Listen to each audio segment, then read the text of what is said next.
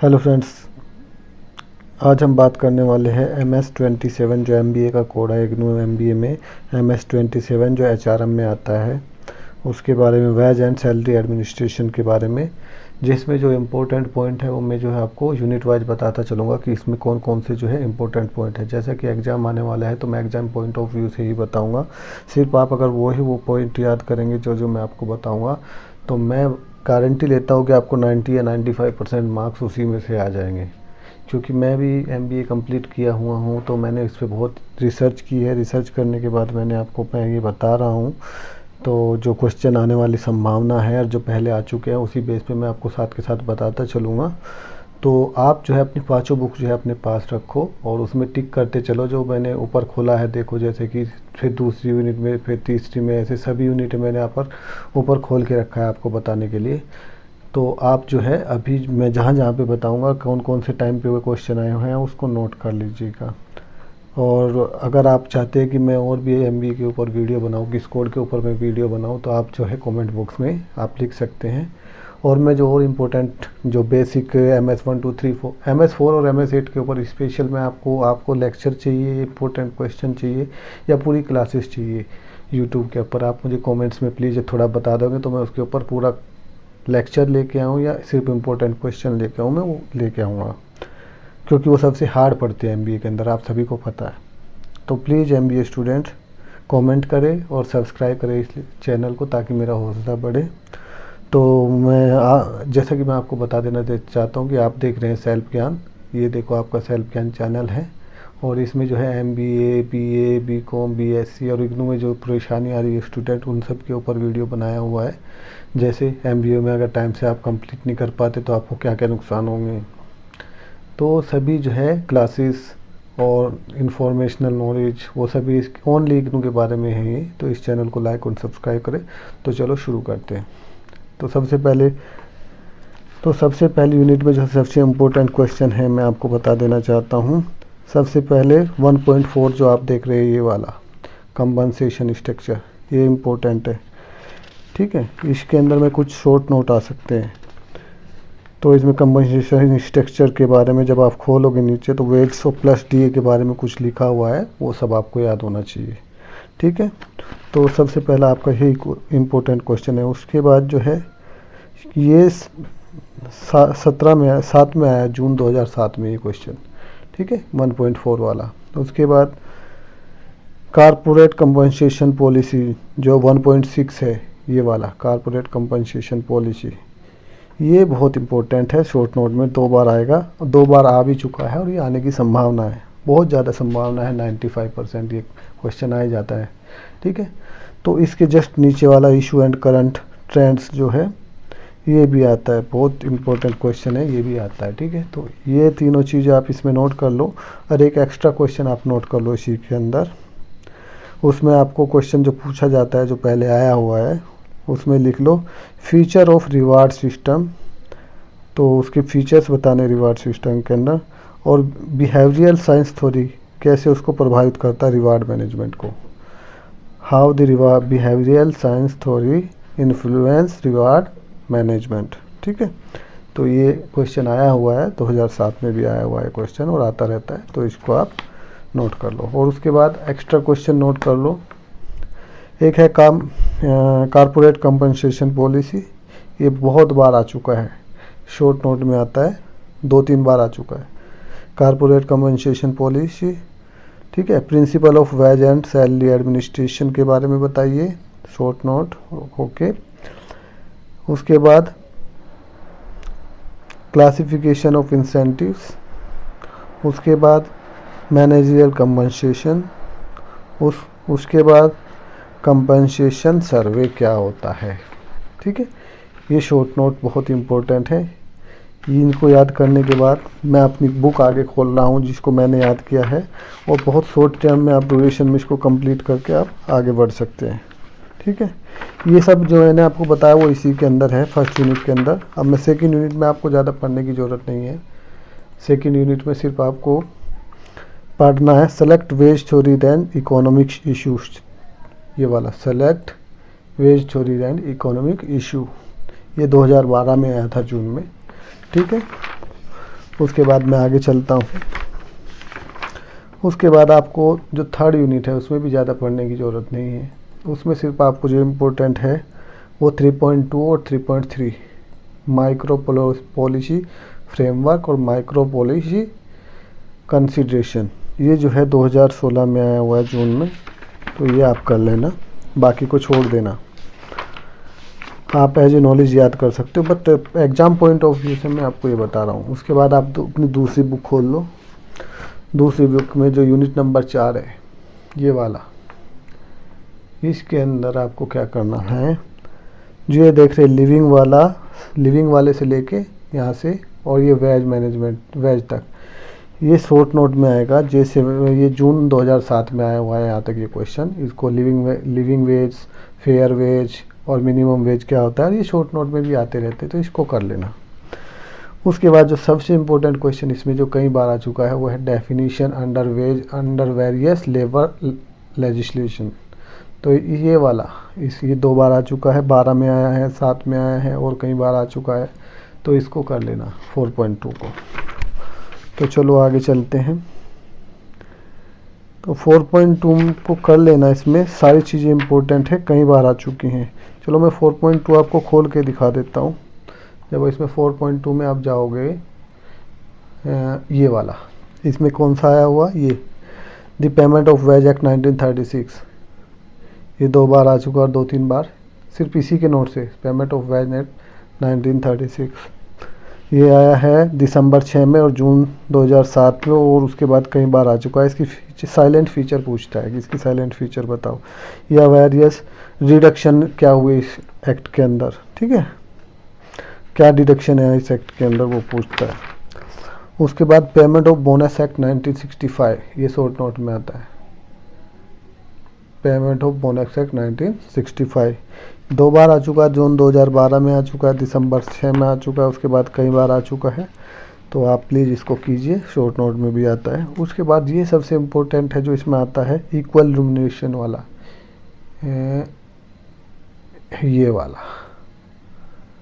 ये 3 बार आ चुका है, जून 12, दिसंबर 7, जून 7 और 3-4 बार वैसे भी आ चुका है। तो इसके बारे में शॉर्ट नोट आपको पता होना चाहिए। इससे पहले जो है एम्प्लॉय वाला, एम्प्लॉय प्रोविडेंट फंड एंड विश्लेषण प्रोविजन एक्ट 1952, ये भी आ चुका है दिसंबर 2006 में, शॉर्ट नोट उसके ऊपर, तो इसको कर लेना।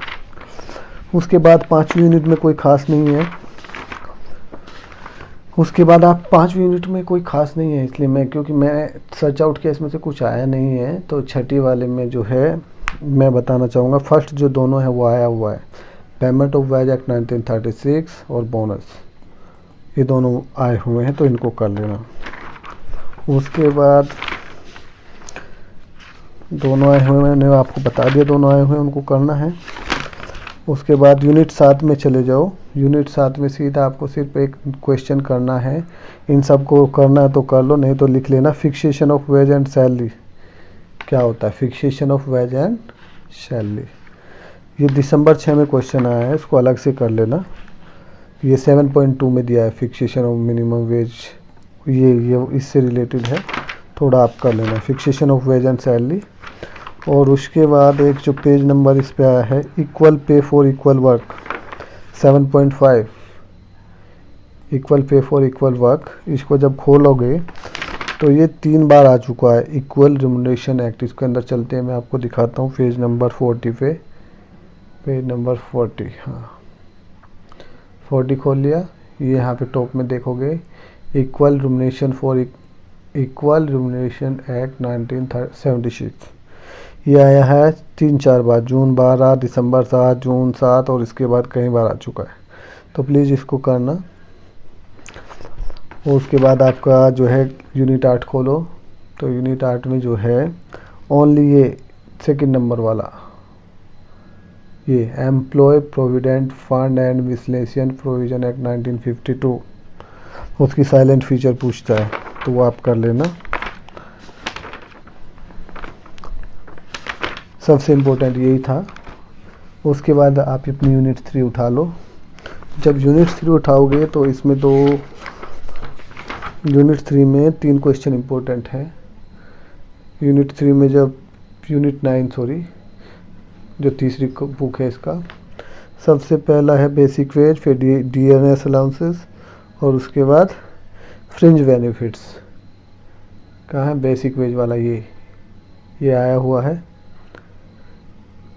2007 में, और उसके बाद कई बार फिर DNS allowance compensation and benefits, और उसके बाद ये fringe benefits of social security, ये आता है, इसको कर लेना है। ठीक है, फ्रिंज बेनिफिट्स हो गए। उसके बाद यूनिट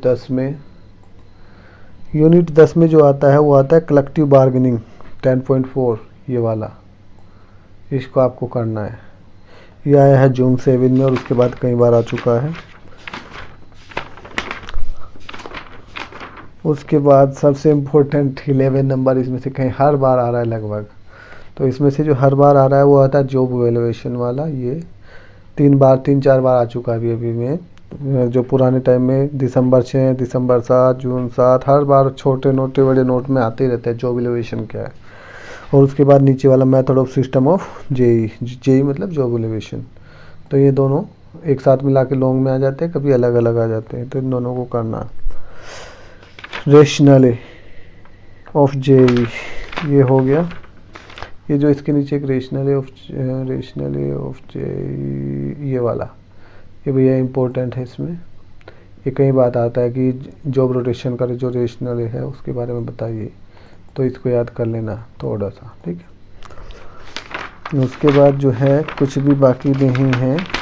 12 नंबर से इतना नहीं आया था, तो आप अपनी यूनिट नंबर 4 में चले जाइए। जब आप अपनी यूनिट नंबर 4 में जाएंगे तो यूनिट वाइज जो है आपको इस टाइप ऑफ डिजाइनिंग में जाना है। यूनिट नंबर 13 ये वाला 12 में कुछ नहीं आ रहा। 13 में जो है इस टाइप ऑफ जॉब डिजाइनिंग, इस टाइप ऑफ डिजाइनिंग वाला, ये वाला, हाँ ये आपको आना चाहिए। ये आया है क्वेश्चन नंबर जून 12 में आया है। इंडिविजुअल और ग्रुप रिवार्ड सिस्टम के बारे में अलग से एक नोट कर लेना, कहीं पे वो पूछा जाता है, कई बार क्वेश्चन में आया है कि इंडिविजुअल और ग्रुप रिवार्ड सिस्टम क्या है। ठीक है, उसके बाद हम जब आगे चलेंगे इसमें 14 नंबर यूनिट में, तो इसमें दो चीज़ें इम्पोर्टेंट हैं। एक क्लासिफिकेशन ऑफ इंसेंटिव की क्लासिफिकेशन करनी है आपको, और जो है prerequisites of effective incentive scheme, इन दो के बारे में। ये दो बार आ चुके हैं पहले, और लगातार बीच में आते रहते हैं, तो दिसंबर और जून में, तो इसको कर लेना है। मैं आपको उसी से आपसे बता रहा हूँ जो, ताकि आपको कम से कम पढ़ना पड़े और ज़्यादा से ज़्यादा। इस चीज़ को रिसर्च करने के लिए मैंने कितनी मेहनत की होगी आप सोच सकते हो। तो इससे अगली यूनिट प्रॉफिट शेयरिंग और स्टॉक ऑप्शन, ये दो चीज़ें हैं, इन दोनों यूनिट को पढ़ना है, profit sharing and unit option. ये दिसंबर 2006 में भी आया था, उसके बाद बार आ रहे हैं बीच में। तो इस यूनिट में सिर्फ ये सबसे इम्पोर्टेंट है, और कुछ करो ना करो, ये सब चीज़ें जो मैं बता रहा हूँ इन पर छोटी चीज़ें आपको पता होनी चाहिए। और ये यूनिट 16 इसमें से बहुत आता है भाई। इसमें से सबसे पहले बेसिक वेज वाले के ऊपर हमेशा ही आता रहता है, 2-3 बार, मोस्ट इम्पोर्टेंट क्वेश्चन है, इसको छोड़ना नहीं है। उसके बाद DA वाला, कोई भी गवर्नमेंट जॉब DA तो होना ही होना उसके पास, ये जो है हमेशा आता है। कंपनसेशन पॉलिसी भी आता है इसके साथ साथ DA के साथ। फिर उसके बाद आता है फ्रिंज बेनिफिट्स, वो मैंने आपको पहले भी आया है, वो भी याद करना है इसमें। ठीक है, ये हो गया।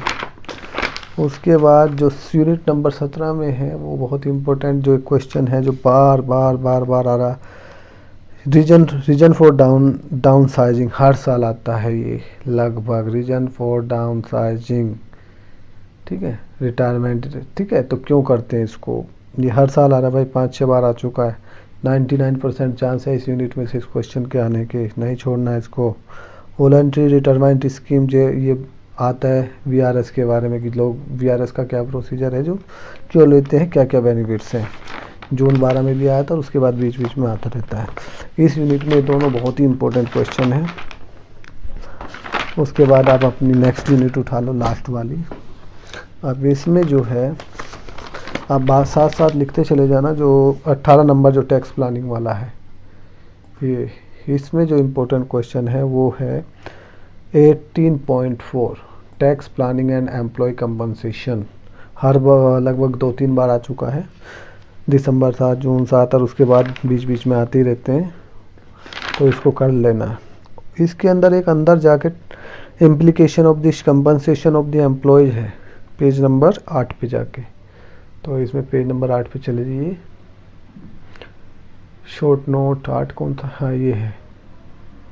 तो ये जो है इसमें tax implication of the compensation of the employees 3 बार आ चुका है, 3-4 बार लगातार आ चुका है। तो हर साल आता रहता है कि सैलरी, डीए, हाउस रेंट, ये सब इनके बारे में, जो टैक्स के बारे में क्या कंपनसेशन है, ये सब चीज़ें, टैक्स की इम्प्लीकेशंस क्या है, कंपनसेशन क्या है एम्प्लॉयज के लिए, वो उसके बारे में बताता है। वो जो अपना ITR में भरते हैं वो सब चीज़ें इसके अंदर है, इनकम टैक्स रिटर्न में भरते हैं। तो उसके बाद जो है यूनिट नंबर 19 में एक ही चीज़ इम्पोर्टेंट है जो क्वेश्चन आता है, वो है कंपनटेंसी बेस्ड कंपनसेशन। ये वाला क्या है, इसके बारे में शॉर्ट नोट या लॉन्ग क्वेश्चन कुछ भी आ सकता है, तो सिर्फ इसी को करना है। उसके बाद जो लास्ट है, क्या कोई और भी यूनिट, हाँ ये लास्ट यूनिट जो है 20 वाली, इसमें जो आपको याद करना है वो 3 चीज़ें हैं। सबसे पहला कंपनसेशन इश्यू क्या है, ये वाला। उसके बाद 20.6 कंपनसेशन सर्वे, मैंने बोला था ना शुरू में भी, कंपनसेशन सर्वे के बारे में थोड़ा पढ़ लेना। उसके बाद कारपोरेट कंपनसेशन पॉलिसी, दिसंबर 2006 में और बीच बीच में आता रहता है, ये है 20.9 कंपनसेशन पॉलिसी, ठीक है। इसको कारपोरेट कंपनसेशन पॉलिसी भी बोलते हैं। तो ये थे जो MS 27 में करने वाले क्वेश्चन। तो मैं आपको इसलिए बता रहा हूँ कि मैंने 0 टाइम में ये सर्वे किया और इसी से पढ़ाई किया, और इससे बाहर कुछ भी नहीं आया भाई। तो आप 90 से लेकर 95% तक मार्क्स इससे कंपेयर कर लोगे। इतनी पढ़ाई को छोड़ के अगर आप ये 15 या 20% सिलेबस भी नहीं कर सकते, ये है एक मंत्र, क्योंकि हम यार इससे निकल चुके हैं। 0 टाइम पे आपको इसको पढ़ के अच्छे से याद करके और लिख देना है एग्ज़ाम में। उसके ऊपर मैं अलग से वीडियो बनाऊंगा और हर सब्जेक्ट के बारे में इसी तरीके से आपको इम्पोर्टेंट क्वेश्चन बताऊंगा। आप जो है जो मैंने बताया है जिसको जो है उसके ऊपर से आप खुद का सर्वे करके देख सकते हैं। पिछले बैक ईयर के क्वेश्चन पेपर निकाल के जो मैंने बताया, अगर उससे बाहर होगा तो आप मुझे कमेंट्स कर सकते हैं, और जो इसका बेनिफिट्स उठाएंगे एग्ज़ाम में वो मुझे कमेंट करके बता सकते हैं कि आपने जो बताया था मिला कि नहीं मिला। हाँ भाई, मानना मेरी बात, और मेरे चैनल को लाइक एंड सब्सक्राइब करो। इतनी चीज़ें पढ़ने के लिए, सॉर्ट आउट करने के लिए कितना दिन लगता है यार। हर पेपर को डाउनलोड करो, पिछले साल के देखो, फिर सॉर्ट आउट करके अपनी कॉपी में लिखो, फिर मैच करो कि भाई कौन सा पढ़ना है। और वो मैं आपको यार इस वीडियो में ऐसे ही दे रहा हूँ। तो यार दोस्तों, एक लाइक और एक सब्सक्राइब दे दो। मैं मिनिमम 2 या 3 सब्सक्राइब चाहता हूँ और 2-3 लाइक चाहता हूँ। तो मैं नेक्स्ट वीडियो जल्दी लेके आऊँगा। आशा करता हूँ आपको ये वीडियो बहुत अच्छा लगा होगा। थैंक यू दोस्तों।